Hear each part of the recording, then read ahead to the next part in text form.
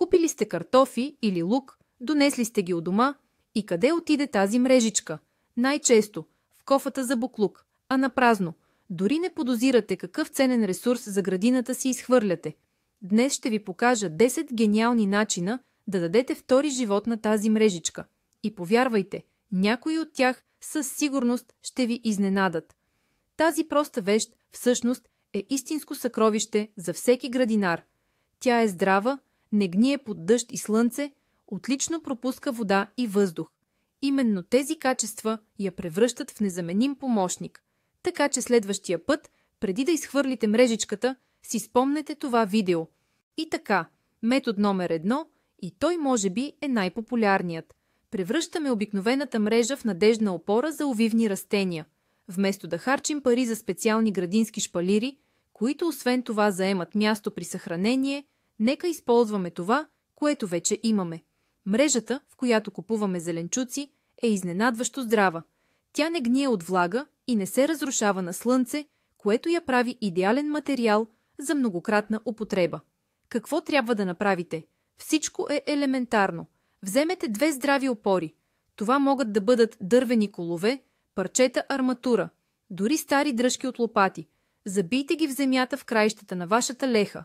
А сега добре опънете мрежата между тези опори. Можете да я закрепите с каквото ви е удобно – пластмасови връзки, мека тел или просто здрав канап. Ако една мрежа не е достатъчна по дължина, просто свържете няколко една с друга. За кои растения е подходяща такава опора? Това е просто находка за грах, увивен фасул и, разбира се, за краставици.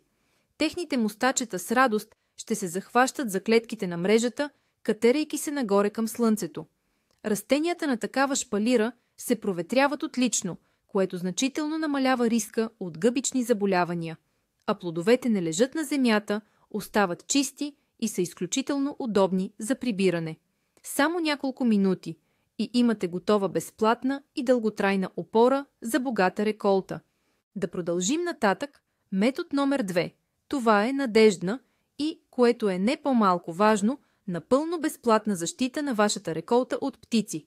Съгласете се, разочароващо е, когато се грижите с любов за вашата ягода, касис или вишна, а в последния момент кацат птици и изкълвават най-зрелите и красиви плодове. Плашилата и блестящите лентички далеч не винаги помагат. И тук отново на помощ идва нашата мрежа. Това е гениално просто. Вземете една или няколко мрежи, ако е необходимо, свържете ги заедно, за да получите по-голямо платно. И просто го наметнете отгоре, върху ягодов храст или леха с ягоди. Краищата може леко да притиснете към земята с камъчета или просто да ги закрепите с телени скоби.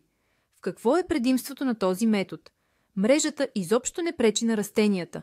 Тя пропуска както слънчева светлина, така и въздух и дъждовна вода. Пчелите за опрашване също ще си намерят пътя, а птиците вече няма да могат да достигнат до плодовете. За тях това е непреодолима преграда. При това, за разлика от специалните тънки мрежи, в нашата по-едра мрежа птиците не се заплитат и не се нараняват. Когато дойде време за прибиране на реколтата, просто сваляте мрежата, а след това я връщате на място. Вашата реколта е спасена, а птиците са невредими. И така, преминаваме към третия метод – истинска броня за вашето зеле. Всички познаваме тази красива бяла пеперуда с черни точки по крилата – зелевата пеперуда. Изглежда безобидна, но за всеки градинар тя е враг номер 1. Тя снася яйца, от които по-късно се излюпват лакоми гъсеници, способни да превърнат сочните ви зелки в решето само за няколко дни. Как да се борим с нея без химия? Отново ще ни помогне нашата мрежа. Но тук има един нюанс. Просто да я наметнете върху зелето няма да стане, тъй като пеперудата може да снесе яйца директно през дупките на мрежата върху листата. Трябва да създадем малка бариера, пространство между мрежата и растението.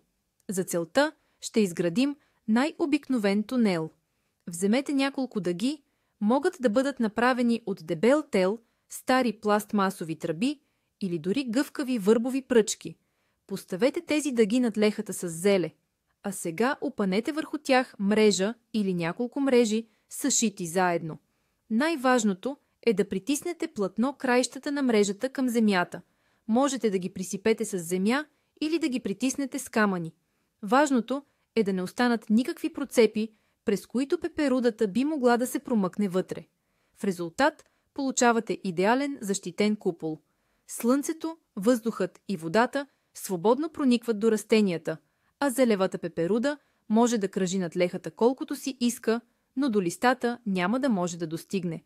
Това е 100% екологичен и невероятно ефективен метод да спасите реколтата си. Четвъртият начин ще бъде оценен от всички, които отглеждат лук и чесън за съхранение.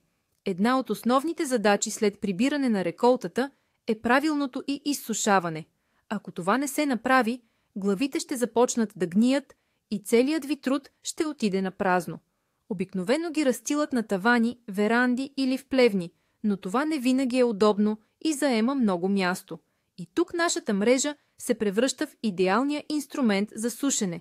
Просто си представете, събрали сте чесъна или лука, почистили сте го леко от пръстта, отрязали сте излишните корени и стъбла. А сега го слагате направо в нашата мрежа. Не натъпквайте твърде плътно, за да може въздухът да циркулира свободно. След това завържете горната част на мрежата и окачете този импровизиран чувал на сухо, топло и най-важното – добре проветриво място. Това може да бъде таван, навес или дори балкон. Благодарение на мрежестата структура, въздухът обдухва всяка глава от всички страни. Влагата се изпарява равномерно и бързо. Няма контакт с повърхността, а това означава, че няма риск да овлажнеят и загният от едната страна. Нещо повече, в такива мрежи лукът и чесънът могат да се съхраняват и цяла зима, ако имате подходящи условия. Това е компактно, удобно и осигурява идеална вентилация, която е гаранция за дълготрайното съхранение на вашата реколта. Петият ни лайфхак е малка хитринка, която ще ви спести време и ще запази кухнята чиста след градинска работа. Става дума за миенето на кореноплоди. Всички знаем какво е да донесеш от градината кофа картофи, моркови или цвекло, покрити с буци пръст. После се налага дълго да миеш както самите зеленчуци, така и мивката и всичко наоколо. Забравете за това. Нашата мрежа се превръща в идеална пералня за зеленчуци.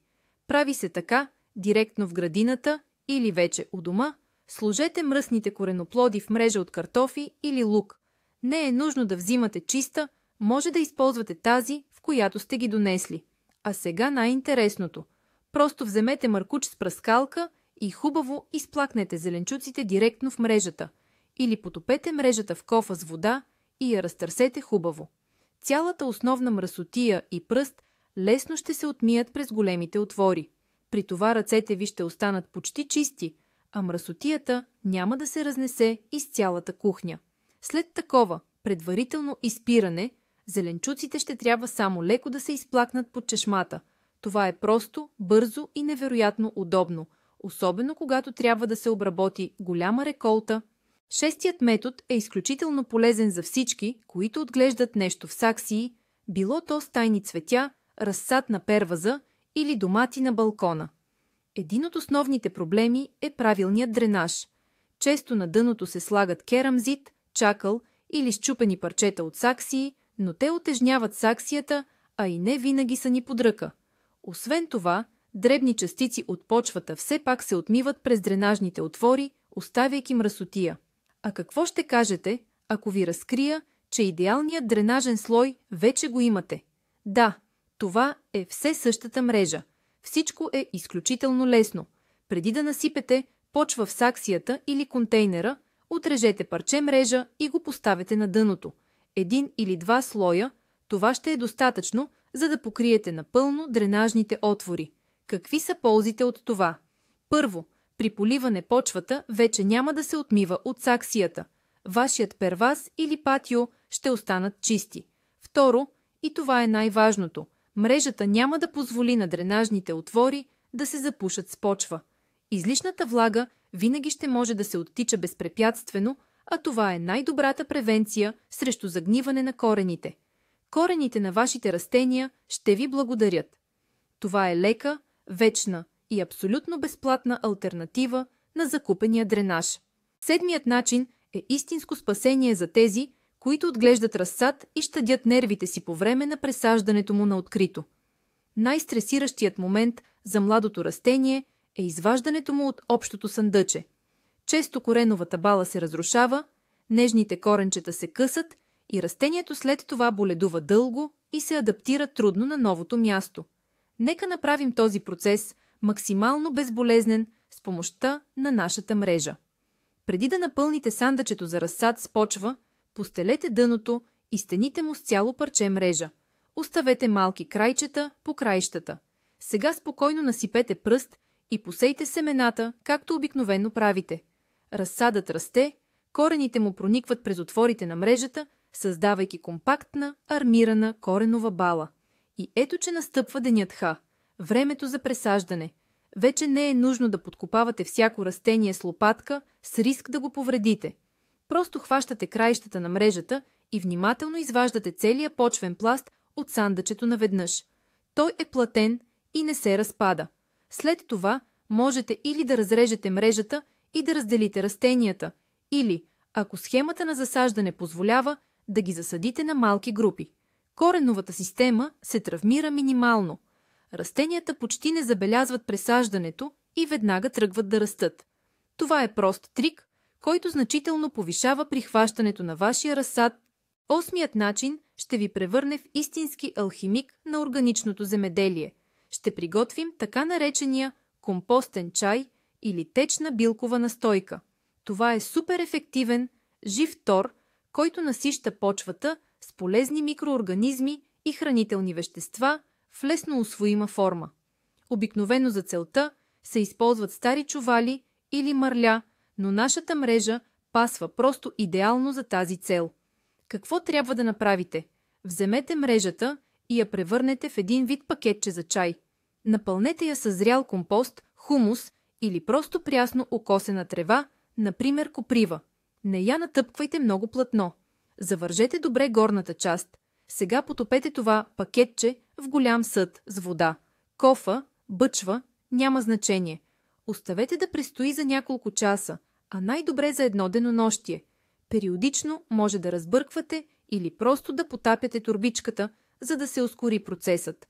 Водата постепенно ще се отцвети в тъмен, наситен цвят. Именно това е нашият компостен чай. С този разтвор може да поливате абсолютно всички растения в корен. Те ще получат мощен заряд от енергия и хранителни вещества. А най-удобното е, че след употреба съдържанието на пакетчето просто се връща обратно в компостната купчина, а самата мрежа се измива и е готова за следващото запарване, без никаква кал и утайка във вашата лейка. Деветият начин ще ви помогне да се справите с един от вечните проблеми в градината – вятърът, който все се опитва да отнесе лекия мулч от вашите лехи. Мулчирането, например с окосена трева или слама, е отличен агротехнически метод.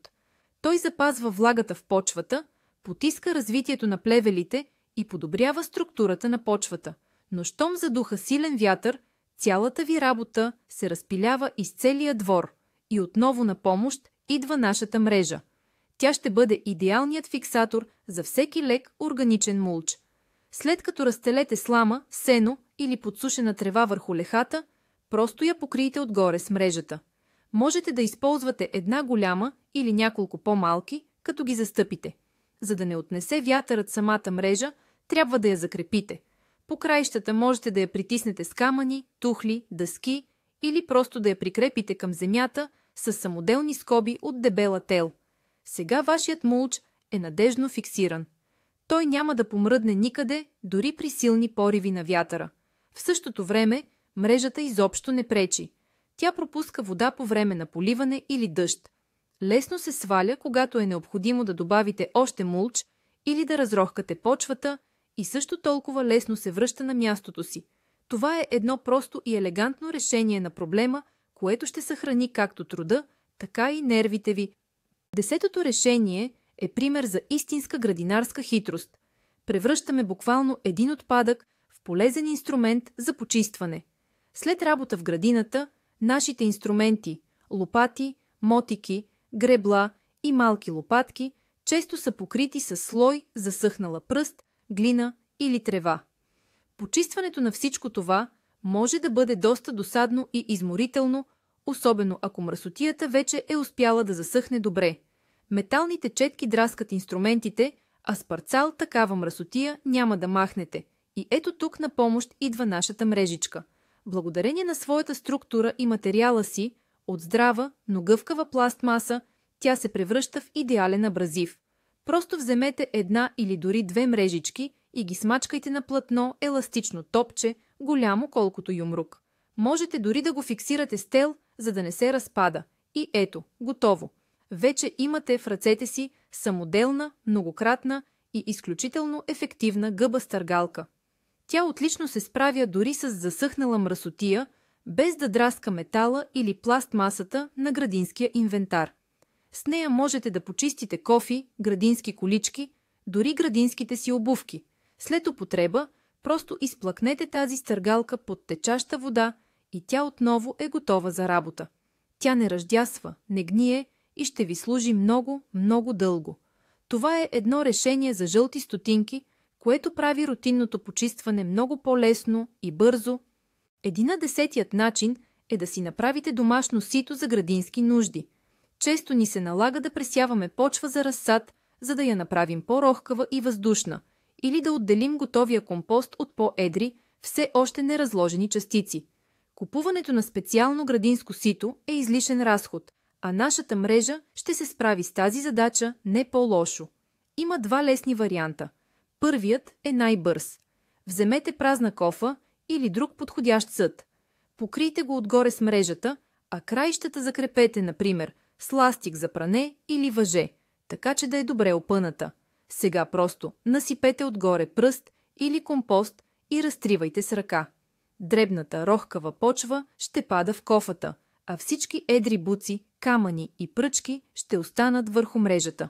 Вторият вариант е по-солиден. Ако имате стара дървена рамка, например от картина или прозорец, може да си направите стационарно сито. Просто прикрепете мрежата към рамката с помощта на мебелен телбот или малки пирончета, като я опънете добре. Ще получите удобен инструмент, който може да ползвате години наред. Това е чудесен пример за това как от ненужна вещ може да се направи полезен и дълготраен градински инвентар. 12-тият метод ще бъде високо оценен от тези, които отглеждат картофи, особено ако подготвят собствен посадъчен материал. Правилното съхранение на посадъчния картоф е ключът към бъдещата реколта. Той изисква добра вентилация, защита от гризачи и никаква излишна влага. Традиционно той се съхранява в каси или чували, но нашата мрежа предлага по-ефективно решение, особено за малки партиди. След като подберете, калибрирате и позелените семенните клубени, просто ги поставете в нашите мрежи за зеленчуци. Всяка мрежа може дори да бъде надписана, като посочите сорта. И ето най-важното – окачете тези мрежи в избата или мазето. Не ги слагайте на пода или по рафтовете, а именно ги окачете на тавана или гредите. Какво дава това? Първо, идеална циркулация на въздуха. Всеки клубен се обдухва от всички страни, което свежда до минимум риска от поява на гниене и мухъл. Второ, това е 100% защита от мишки и други гризачи. Те просто физически няма да могат да достигнат до вашия ценен посадъчен материал. Освен това, така е много удобно да контролирате състоянието на клубените през зимата. 13-тият начин е просто организиране на работното пространство директно в градината. Колко пъти ви се е случвало да работите, преминавайки от една леха към друга и постоянно да губите дребни инструменти. Ту градинската ножица оставите някъде в тревата, ту ръкавиците, ту малката лопатка. Налага се да губите време в търсене. Нека си направим удобен и мобилен органайзър джоб от нашата мрежа. Това ще отнеме буквално 1 минута. Просто вземете мрежата и я закачете на удобно видно място, там където работите в момента. Това може да е клон на дърво, дръжка на количка, стълб от ограда или дори забита в земята пръчка.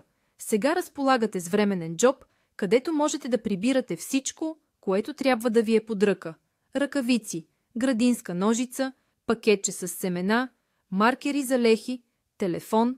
Всичко е на едно място и пред очите ви. Благодарение на мрежестата структура, дори ако сложите там влажни ръкавици, те бързо ще изсъхнат. А ако на дъното се натрупа пръст, тя просто ще изпадне. Когато приключите работата на едно място и преминете на друго, просто сваляте този джоб заедно с цялото му съдържание и го закачате на новото място. Просто, удобно и край на изгубените инструменти и накрая 1/14, изключително ефектен и много полезен метод. Той е предназначен за онези, които отглеждат тежки плодове на шпалири или вертикални подпори. Например, ако сте решили да отгледате пъпеш, диня или голяма тиква на вертикална леха, за да спестите място. Това е чудесна идея, но има един проблем. С растежа си плодът натежава все повече и в даден момент може просто да се откъсне от ластара под собствената си тежест, без изобщо да озрее. За да предотвратим това, ще измайсторим персонален хамак за всеки такъв плод. И нашата здрава мрежа за зеленчуци е идеална за тази цел. Когато плодът достигне размера на голяма ябълка, внимателно го поставете в мрежата, а самата мрежа здраво привържете към шпалирата или друга здрава опора, така че тежестта на плода да пада изцяло върху мрежата, а не върху дръжката му. В резултат на това, плодът лежи в удобен, добре проветряем хамак.